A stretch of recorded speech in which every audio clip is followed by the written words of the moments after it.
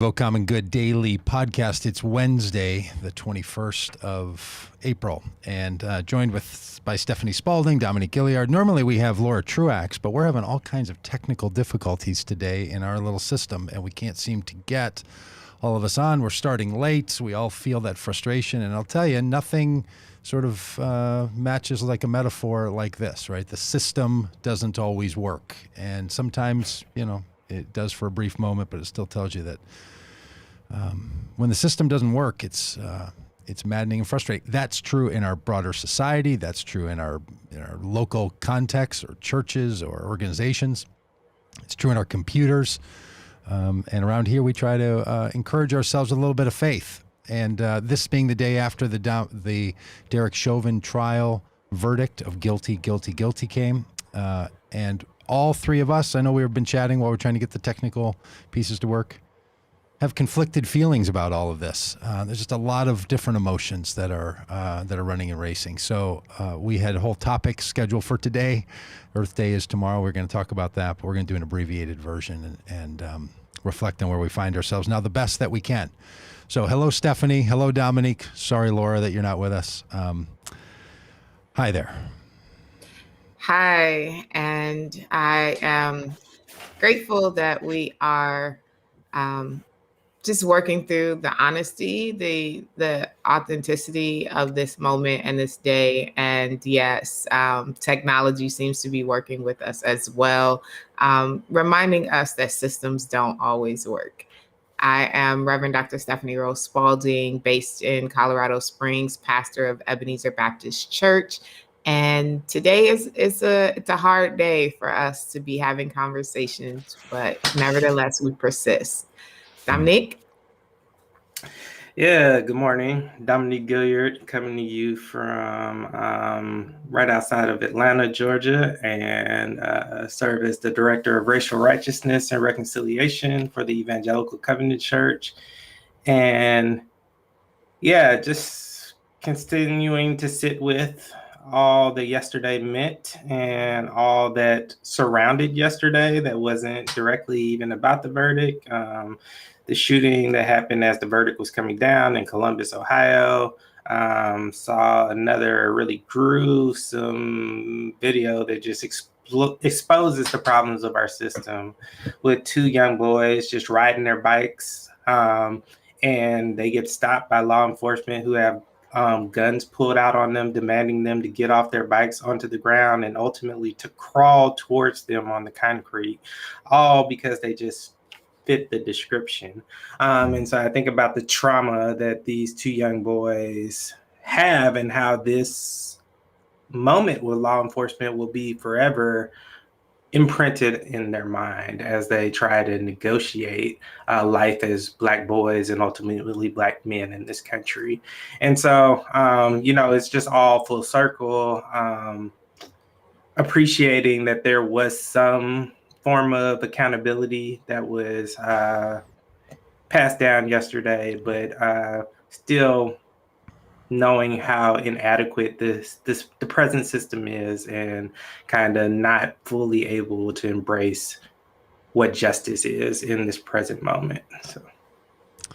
Yeah, I've really been struck by just thinking about all the layers and all the pieces that were exposed from the killing of George Floyd, from the responses, what that brought on, and then the verdict has the same thing, right? You start to realize that there's so many interlacing issues that are tied up in all of this, and I could feel it yesterday when I would hear people like want to use certain descriptions and not other ones, right? So our Attorney General, Keith Ellison, was one of the first people that I saw that said, let's not call this justice yet because justice needs restoration. Let's call it accountability.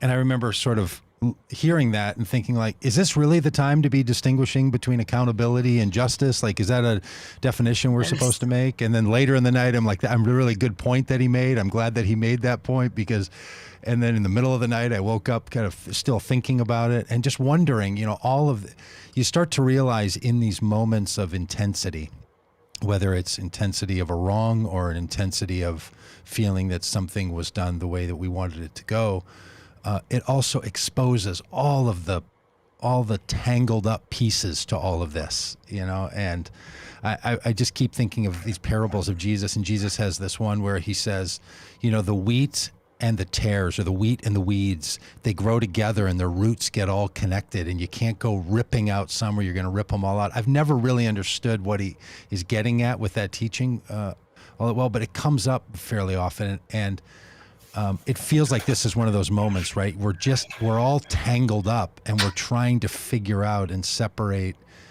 each of these pieces. And I was saying to my wife last night, like, I wonder what the people who don't think this was a good verdict are saying. Like, what I really couldn't even conjure up what they were saying. And then my wife, Shelley, took the remote of our television set and turned it over to Fox News, and oh boy, there we go. Okay. And I just kept saying, like, we got to turn this off. This is unbelievable. This whole other narrative that's rolling out there. And, I don't know, I just felt myself wanting to look away from all of that and feeling the frustration. I know each of you have also had some moments where it's felt a bit like that. So, yeah, it's, I think for me, it's like all of the complexity and the interlockingness of who we are called to be in this world, not just being an African-American woman, but also being a pastor and public figure in the moment of this, having also been an activist and spent like countless hours, not just last summer, but, beyond that, before that, doing this work. And so I still don't necessarily have words for all, all the things. And that in and of itself is frustrating, right? Because I am, I tend to pride myself on being a good and effective communicator, right? And like, I don't have like all the words yet.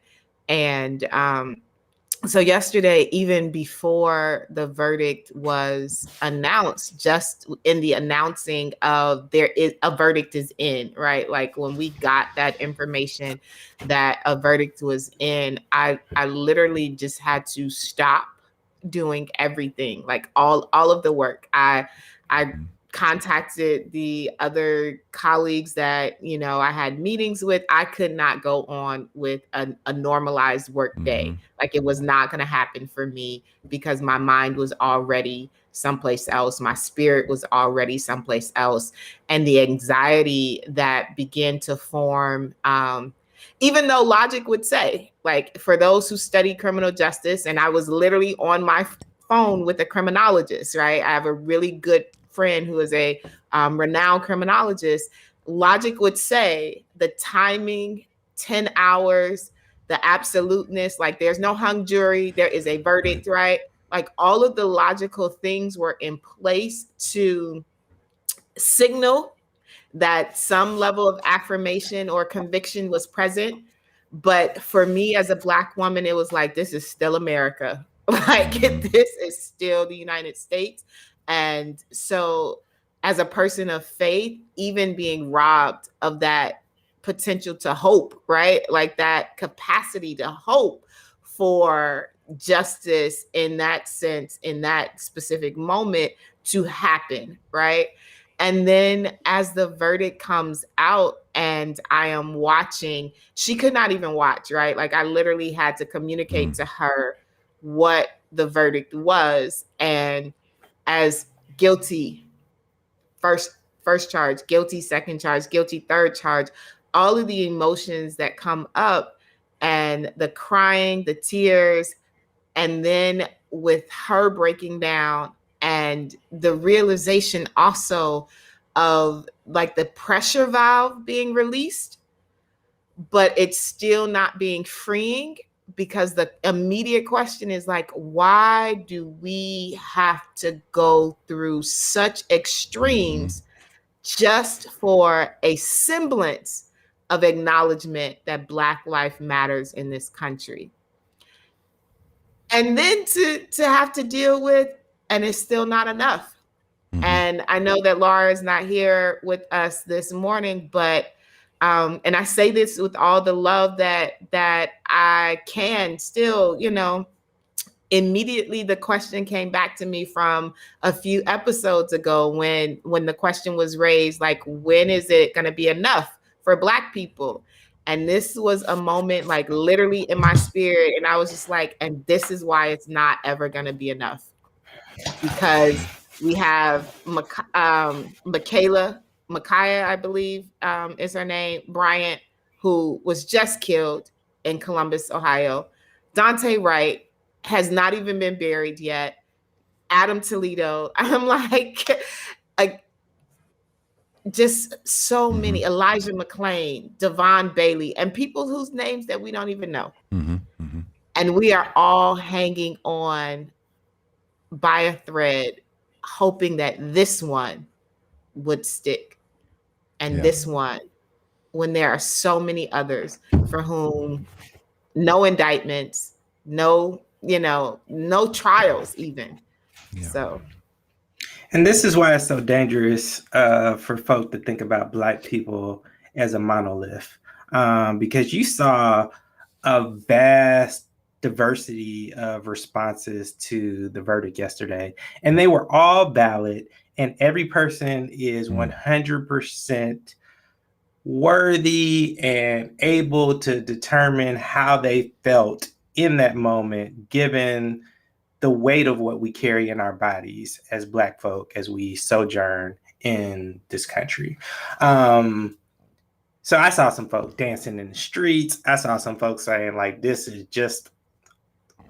should have happened. Like, it's ridiculous that it took this long to even discern a verdict given the evidence that was presented in the video. So, I mean, the spectrum is huge, but this is why it's so dangerous to think about Black folk monolithically and say, like, there is only one proper response for Black people.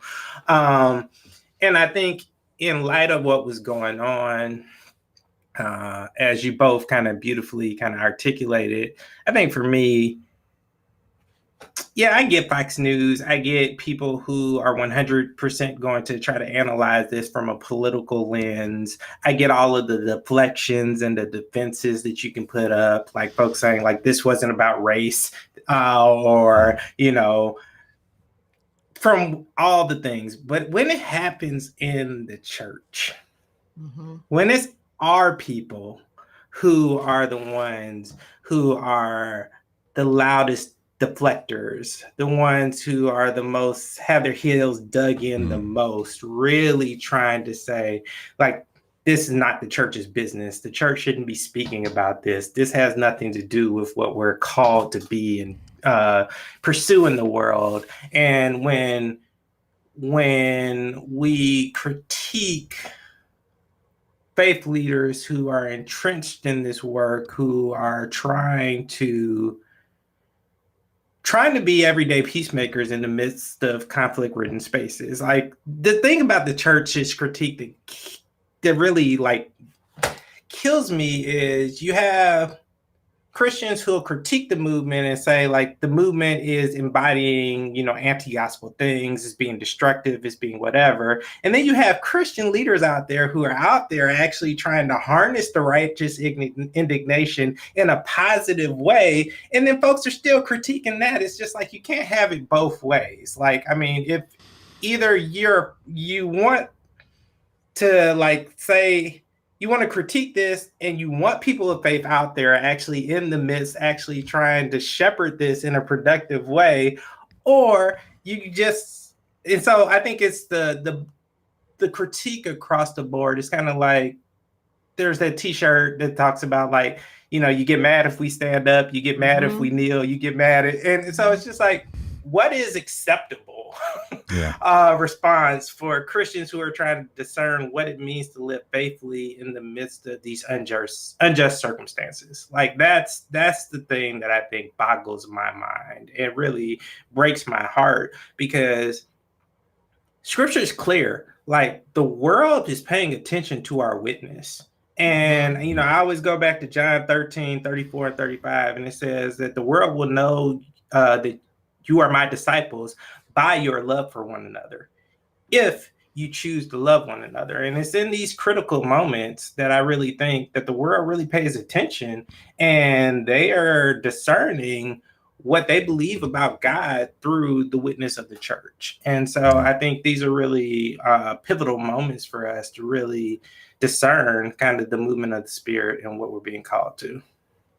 Yeah, and I think the witness of the church is arrested, and I use that word very intentionally, arrested by the existence of white supremacy, right? By the existence of systems like this. Because my very first tweet, my immediate response, and I talked a little about this with Doug yesterday, because we still have work to do, right?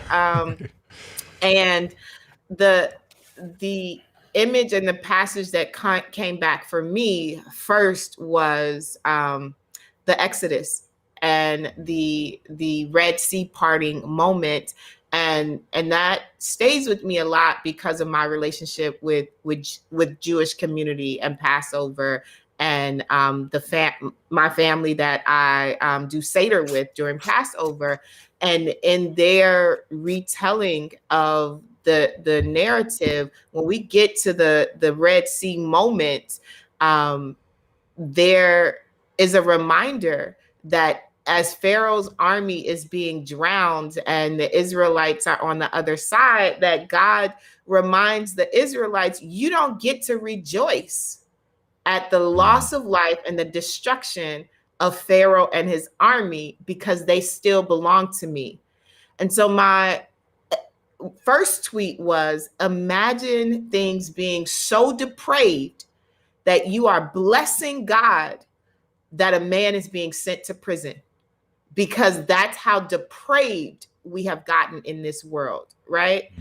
That my witness is being faithfully on my knees, asking the Lord to convict another human being and to halter whatever their life is, because we have to wrestle with the systems of the world that do not see the humanity and will not allow the humanity of Black and brown people in this country. So justice for me is like, we should never have to get to that place, right? Like going through a trial, having to endure the imprisonment of somebody else's life, and I'm definitely not an advocate of the death penalty, but the genuine witness that I want to live out is that everybody's life is mattered, that we don't get to the place that we have to be asking God for this kind of resolution. Yeah. Wow. I'm just reminded by how there's all these different systems at play. There's a judicial, punitive punishment system, the court system, that's related to but different than the policing system. So in this one case, the judicial system worked the way we wanted it to. The state of Minnesota brought a case. The jury was impaneled. The trial ran. All of that went the way that we would say this was the right actions. That doesn't mean that the policing system is working right. I mean, you think about any complex ecosystem and it has multiple systems in it. Our world has multiple systems. So we could see the judicial system in one case working the way that it should. Doesn't mean all the cases do. Right. And it certainly doesn't mean that the policing system works the way that it needs to, or that then the criminal punishment side of the judicial system is going to work the way.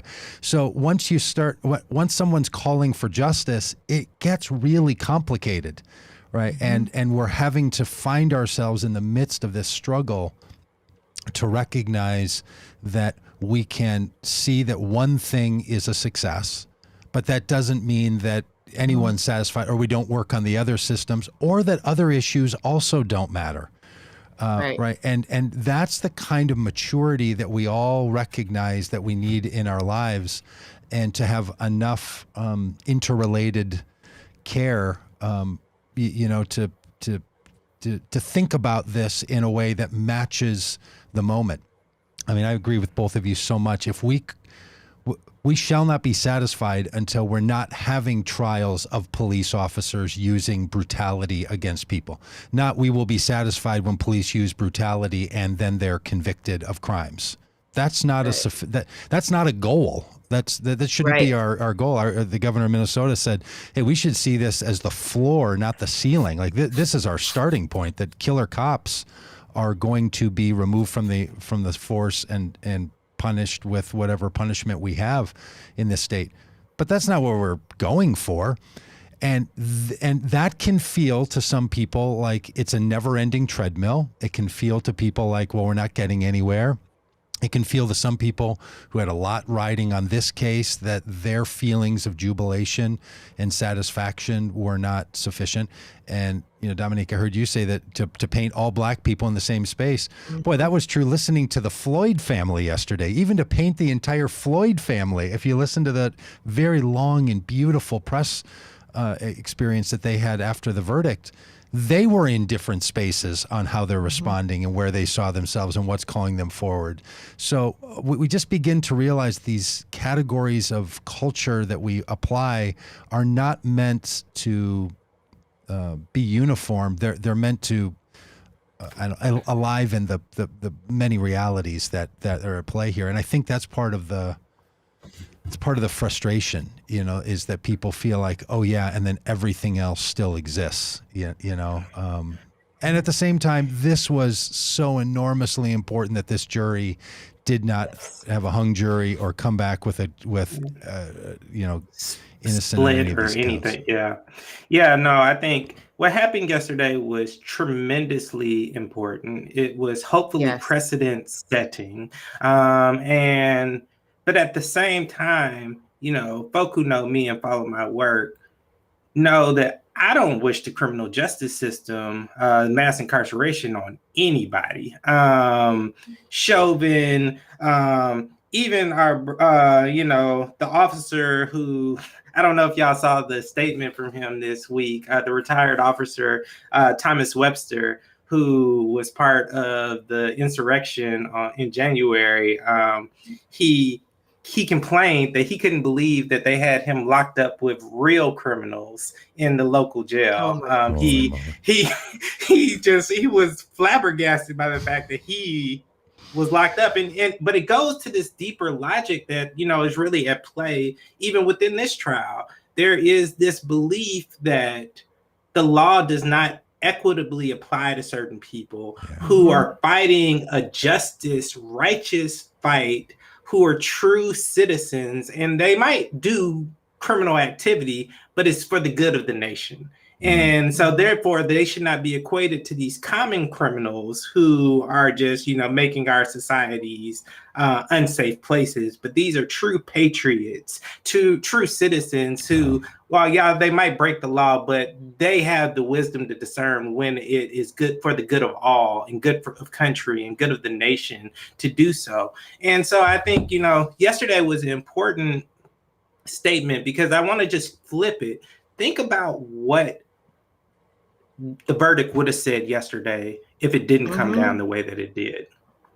It would have literally said that there is no way in which a black person could be killed by law enforcement in which there's any form of accountability for. I mean, that is probably one of the most, outside of Rodney King, which was just as blatant and just as, I don't know how you can sit there and see a life be taken in that fashion and form and say that there can't be any accountability. If they would have came down with a different verdict yesterday, I would have feared what it meant for Black people in this country. Because literally it would say that law enforcement is above the law when it comes to any time they choose to take the life of a Black person. And I'll kick it to Stephanie with this, but that would have left me speechless. Yes, and it's not a historical, right? That was the actual language of Dred Scott, right? Like that was the decision when we came to Plessy versus Ferguson, right? Like that again, there are no rights that a Black person, and in that moment of Dred Scott, it wasn't even a person. There are no rights that these Black bodies have that a white man must acknowledge. Like, that is law, like in terms of the history of law in the United States. And so for me, I feel in a lot of ways that, yes, we have come to this moment of redressing the history, or we have come to the opportunity of a moment to redress what has historically been so ingrained, not just culturally and psychologically, but legally in the United States, where there is a different set of rules for Black and brown bodies in this country. And I would have been definitely feeling a lot differently, to echo what Dominic said. The level of fear that would have arisen in me had the verdict been different yesterday would I would not have words for it. But that doesn't mean, and I'm trying to be as careful with my words right now. Mm-hmm. That doesn't mean that anxiety is still not there, right? There Amen. Will be repercussions. There will be repercussions, because all of the fodder is there for the growing concerns of Christian nationalists and Blue Lives Matter and all of these other people in opposition to what happened on yesterday. And then the other piece of that is, look what it took just to get to this place, right? It took a 17-year-old child having the wherewithal to stand there fastidiously and to record the murder of another human being. It took a 9-year-old having the courage to overcome trauma, to testify in a court in front of all these people about what she witnessed. It took a mass global movement for us to articulate and to say out loud what we saw with our own eyes, right?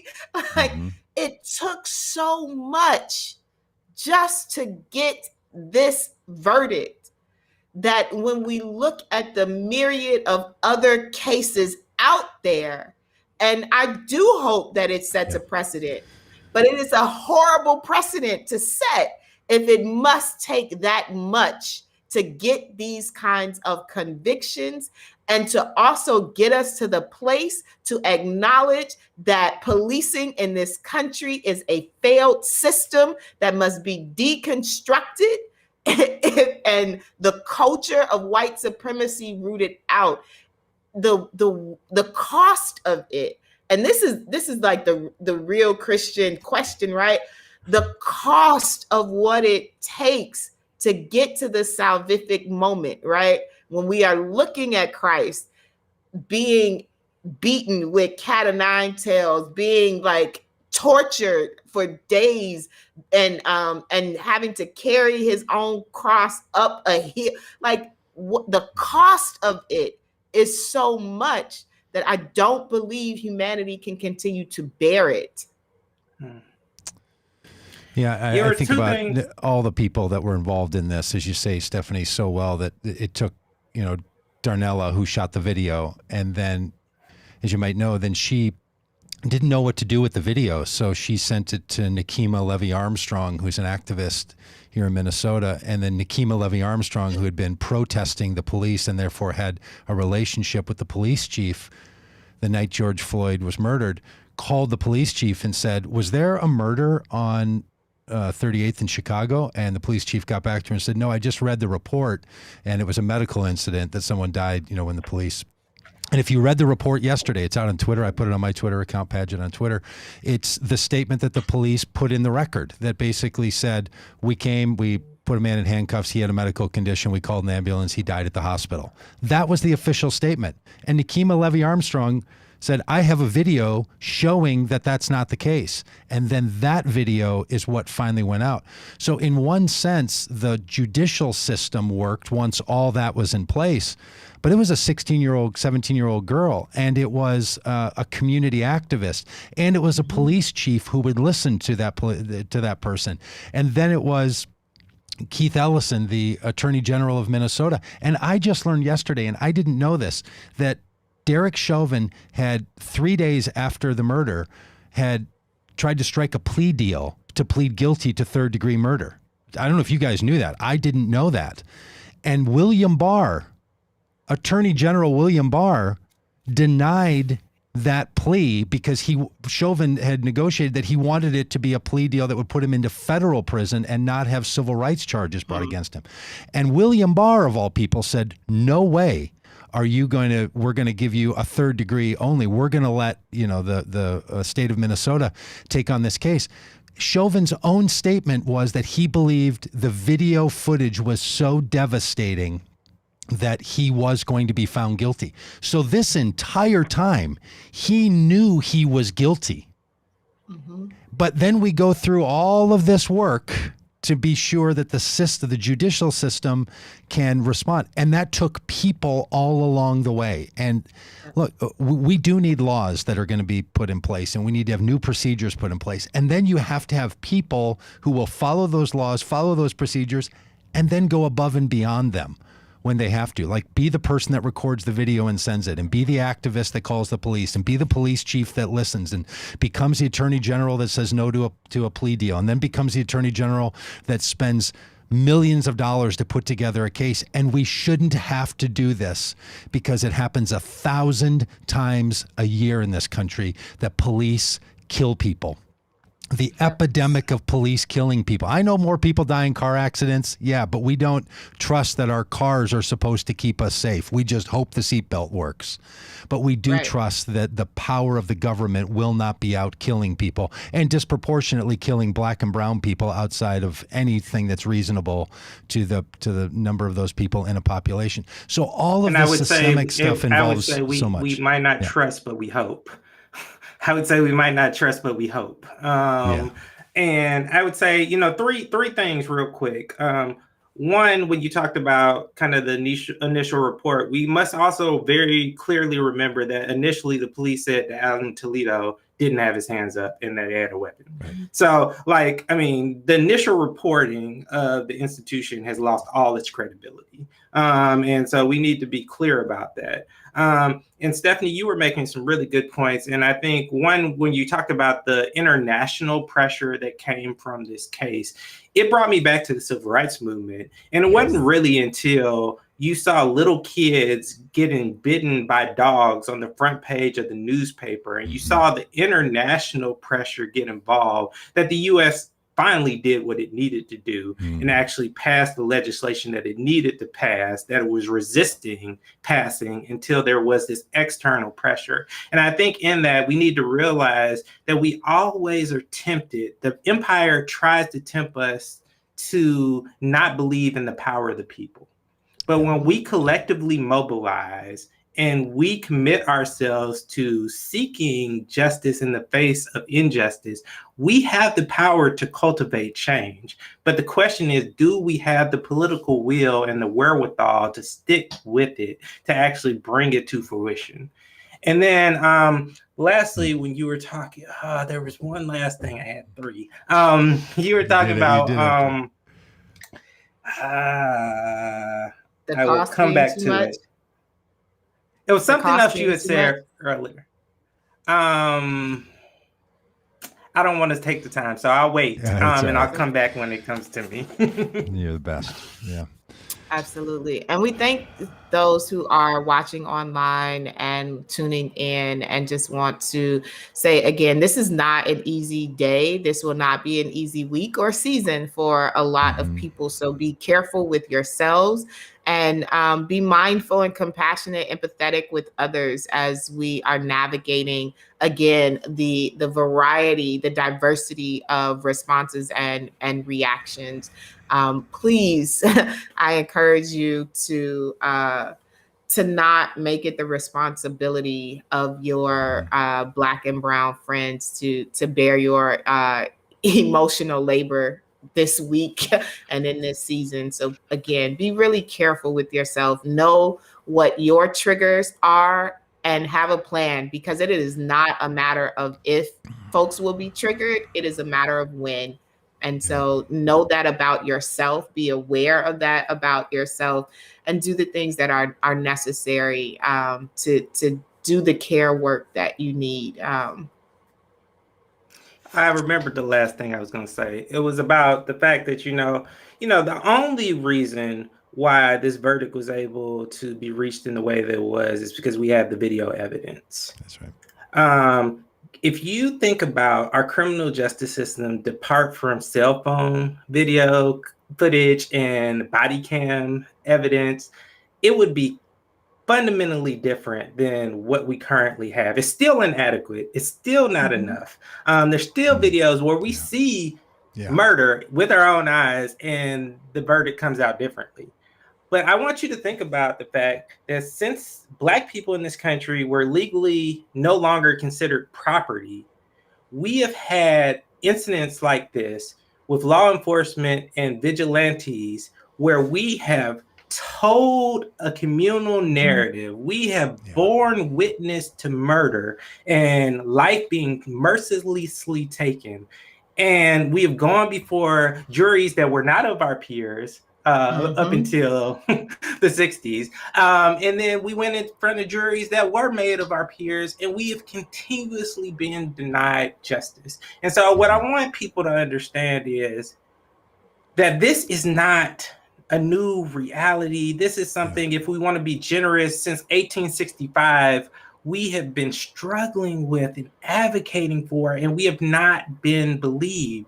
And we are finally seeing that there is proof in the pudding, and that we are not people who are just making up stories about being assaulted and our lives being violated, but there is actually this long legacy of receipts that we're trying to bring to the table when we're having these conversations about criminal justice reform, about judicial accountability, about policing. This is something that has been and continues to be a problem. And the only reason why we're starting to see incremental change is now that we have documented video evidence that the world can see. And we also, I think what gets lost too in the, well, it's 24 hours, not even 24 hours, is the all of that happened, and it was this particular kind of jury that was literally a diverse jury that was able to hear, even with their own, articulated perspectives around Black lives and police accountability and things of that nature. It was a particular kind of jury.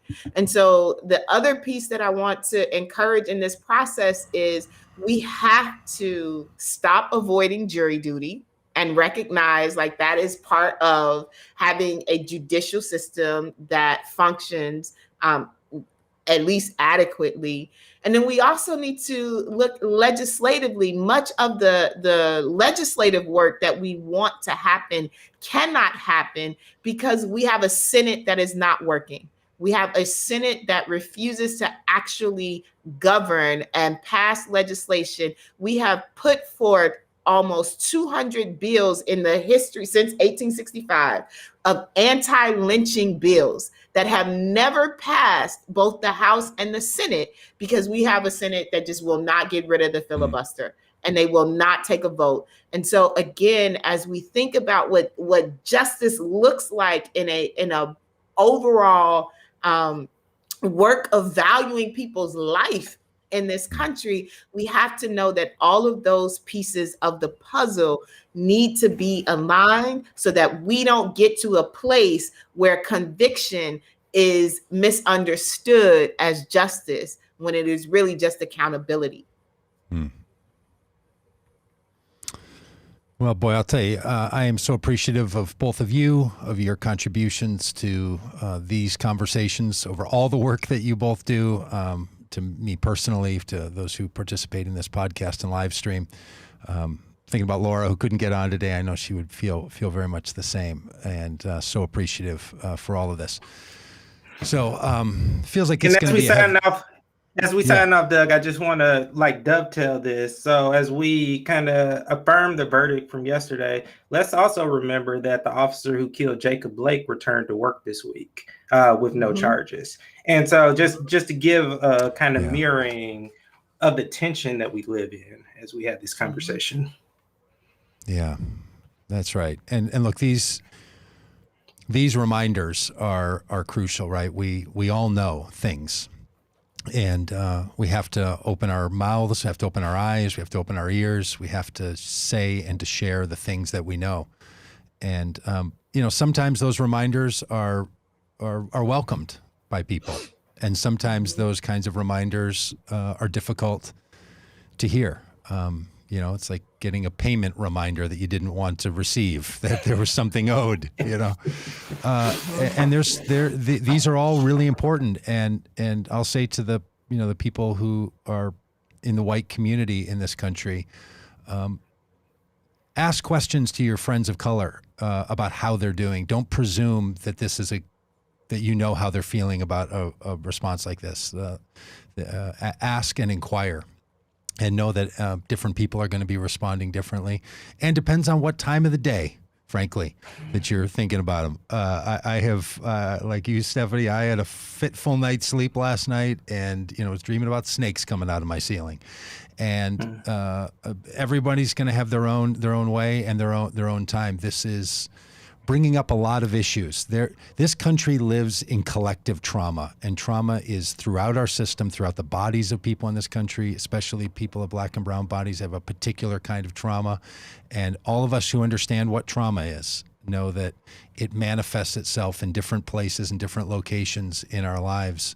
And so inquiring of one another about how we are, it can be sort of a casual greeting, hey, how you doing? And it can also be, when you're really going to engage in an issue like this, I would suggest really starting with the question of how is someone right now in this moment, and to know that you have your own experience and people have their own, and that's what we need to listen to for and with one another. And if you're in communities of faith that are struggling with this, and I know there are, Dominic, you brought it up at the beginning, there's people in different traditions and different church traditions that they don't know how to talk about this, and they're conflicted and concerned and worried. And just because you're in a church, just because you're a person of faith, just because you walk close to Jesus doesn't mean you understand what's going on. If the gospel story tells us anything, those who walk closely with Jesus involve a betrayer who sells Jesus out. It's a denier who takes out a sword and cuts a man's face because he thought that this should be an armed insurrection as opposed to rebellion against violence. So people even very close, the closest of disciples, have these stories wrong. So please do not any of us think that our participation in the kingdom of God or in a community of faith means we see the world the way that we ought to see it. We still require, all of us, it still requires us to have moment after moment where our eyes are opened. And it just, we're all walking this path, and it's an unclear path step by step. So Stephanie, Dominic, either of you have a final comment you'd like to make before we do our sign-offs? Be well. Be well today. Yeah, I just appreciate the participants' interaction in the thread, and had some really good comments affirming that they just appreciated the vulnerability and the transparency and the openness in which we share. And as we move forward and we try to make this world a more just nation and pursue the common good, this is what we're going to have to do. We're going to have real, open, raw conversations with one another. We're going to have to identify one another's blind spots, and we're going to have to speak truth in love and bear with one another. But we got to stay at the table. And I think, our ability to stay at the table at this moment in time is one of the ways in which I think the world really does start to identify us as followers of Christ, because in the midst of the broken communion that's so normative around the country, if we can be people who can stay at the table together and actually really get into the muck and the mire and actually start to enter into confession, lament, and repentance, and actually try to discern a more faithful way together of kind of pursuing life together, I think the world will really start to identify that there's something distinctive about who and whose we are. And so I think it's a beautiful opportunity right now for us to do that. Thank you all. We'll join you tomorrow if you want to join us tomorrow, 10 a.m. Central Time and all the other days. So thanks. Thanks, Stephanie. Thanks, Dominique.